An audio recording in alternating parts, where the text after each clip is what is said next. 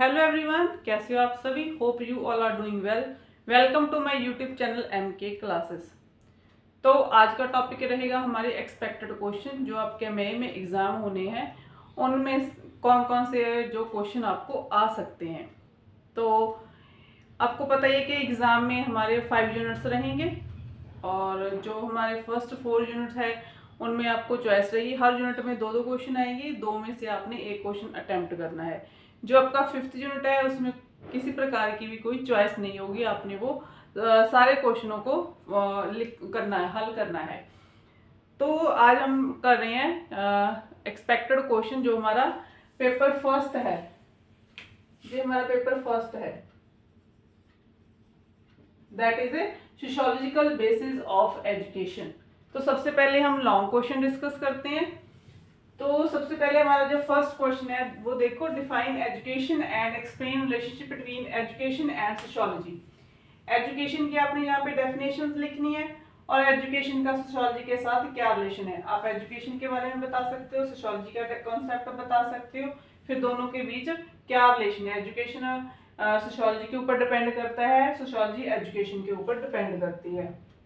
तो डेफिनेशन में अपने एजुकेशन की रहेंगी, एंशिएंट थिंकर रहेंगे, मॉडर्न थिंकर है, उनकी आप डेफिनेशन लिख सकते हो और एजुकेशन का डेरिवेशन मीनिंग कर सकते हो इसमें। सेकंड क्वेश्चन देखो, discuss the nature and scope of sociology. इसमें भी आप सोशियोलॉजी के बारे में पहले बताना है, उसके आप डेफिनेशन लिख सकते हो कि सोशियोलॉजी क्या है, फिर सोशियोलॉजी का नेचर कैसा होता है, सोशियोलॉजी का स्कोप कितना है। हर क्षेत्र में सोशियोलॉजी के कौन कौन से जो स्कोप है, ठीक है, जिसमें इनको हम स्टडी करते हैं सोसाइटी को। Third question is A factor affecting social mobility. तो यहाँ पे हमारे पास सोशल मोबिलिटी का क्वेश्चन है।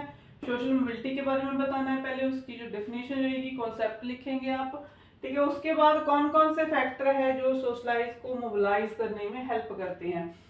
Then role of education. तो एजुकेशन में, ठीक है, जहाँ पे आपका फोकस रहेगा एजुकेशन हमारी सोशल मोबिलिटी में क्या रोल प्ले करती है। ये इंपॉर्टेंट है क्वेश्चन आपका, वेरी इंपॉर्टेंट क्वेश्चन है, ये आपको आ जाएगा क्वेश्चन पेपर में।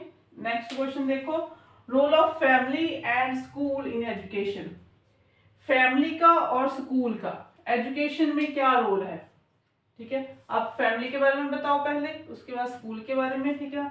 अगर डेफिनेशन है, स्कूल की डेफिनेशन है वो लिखो, उसके बाद फिर फैमिली का एजुकेशन में क्या रोल है, फिर उसके बाद स्कूल का एजुकेशन में क्या रोल है। ऐसे आपने क्वेश्चन को अटेम्प्ट करना है। Fifth question is a society and education are interdependent. तो सोसाइटी और एजुकेशन है वो इंटरडिपेंडेंट है, एक दूसरे के ऊपर निर्भर करती है। इस स्टेटमेंट को आप जस्टिफाइड करो, ठीक है, कि सोसाइटी एजुकेशन के डिपेंड करती है, एजुकेशन सोसाइटी के ऊपर डिपेंड करती है। Okay, sixth question is explain the meaning and scope national development, ठीक है, ये भी इंपॉर्टेंट क्वेश्चन है। इसमें क्या लिखना है, पहले हमने नेशनल डेवलपमेंट के बारे में, उसका मीनिंग क्या है, डेफिनेशन बताओ, नेशनल डेवलपमेंट का स्कोप क्या है। जो जो क्वेश्चन पूछे जाते हैं आप उसका आंसर लिखना है। ओके, नेक्स्ट क्वेश्चन देखो, relationship between national development and education. National development और एजुकेशन में क्या रिलेशन है, ठीक है, दोनों एक दूसरे के डिपेंड करते हैं। ओके, एजुकेशन के साथ ही नेशनल डेवलपमेंट होती है, ठीक है। नेशनल हमारी सोसाइटी कैसी किस प्रकार का एजुकेशन चाहिए, तो उस प्रकार की एजुकेशन है वो वैसा करिकुलम कंस्ट्रक्ट किया जाता है। एट्थ क्वेश्चन देखो, कॉन्सेप्ट ऑफ कल्चर। कल्चर की डेफिनेशन लिखो, आप मीनिंग लिखो कल्चर के बारे में। उसके बाद interaction of culture with education, ठीक है, बोथ का कल्चर एंड एजुकेशन दोनों का क्या इंटरेक्शन रहता है। नाइन्थ क्वेश्चन है, responsibility of education in process of culture and social change.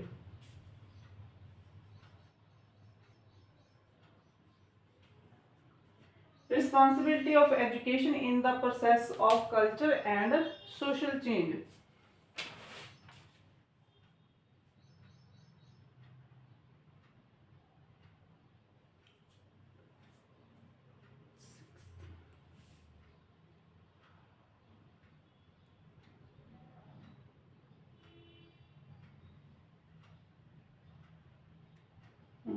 Responsibility of education in process of culture and social change. तो एजुकेशन है जो है ना, इसकी क्या रिस्पॉन्सिबिलिटी है हमारे कल्चर को, मतलब कि उसमें क्या प्रोसेस रहता है, क्या करती है एजुकेशन हमारे कल्चर को मतलब कि संभाल कर रखती है, ठीक है। उसको नेक्स्ट पीढ़ी दर पीढ़ी, वन जनरेशन टू दूसरी जनरेशन टू, जो हमारा कल्चर है वो ट्रांसफर होता है with the help of education. Education है अपनी रिस्पॉन्सिबिलिटी करती है कल्चर को एक पीढ़ी से दूसरी पीढ़ी तक पहुंचाना, उसमें हमारी जो एजुकेशन रोल प्ले करती है। ये तो फिर है ही है। अगर तो हमारा जो एजुकेशन है वो सोसाइटी में चेंज करने के लिए एक बहुत बड़ा वेपन है, एक मतलब बहुत वाइटल रोल प्ले करती है एजुकेशन। अगर सोसाइटी में चेंज लानी है, रिफॉर्म्स करने हैं, that is the only way, that is the education. तो आप यहाँ पे सोशल चेंज के बारे में बता सकते हो। 10th क्वेश्चन देखो, concept of social change discuss the various factors responsible for bringing change in the society. ये देखो, अब हमने लिखना है सोशल चेंज क्या होती है, कॉन्सेप्ट है, डेफिनेशन लिख सकते हैं, इसका मीनिंग लिख सकते हो।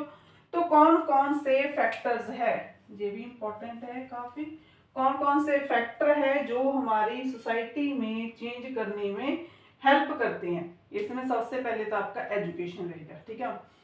हमारे जो डेली के जो हम काम करते हैं, ठीक है, सोसाइटी में किस प्रकार चेंज आती है, तो उसमें कौन कौन से जो फैक्टर है, रिस्पॉन्सिबिलिटी है जो सोसाइटी में चेंज करती है, ठीक है। तो ये रहा हमारा। नेक्स्ट हम कंटिन्यू करते हैं, एक बार देख लो इसको, स्क्रीनशॉट ले लो इसका।